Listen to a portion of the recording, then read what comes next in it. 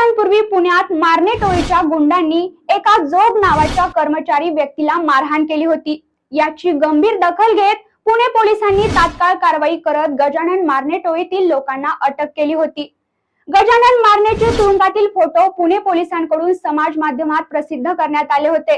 भाजपच्या भूमिकेमुळे मराठवाड्यातील एका शक्तिशाली मंत्र्याला राजीनामा द्यावा लागला। यावरून हे सिद्ध झाले की कोणीही कायद्यापेक्षा मोठा नाही। राज्याला लाभलेले मुख्यमंत्री देवेंद्र फडणवीस हे स्वच्छ आणि पारदर्शी कारभार करणारे म्हणून ओळखले जातात।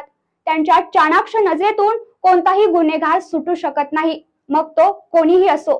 संतोष देशमुख प्रकरणी देवाभाऊंनी विधिमंडळात घोषणा केली होती की या सर्व प्रकरणाचा योग्य प्रकारे तपास केला जाईल।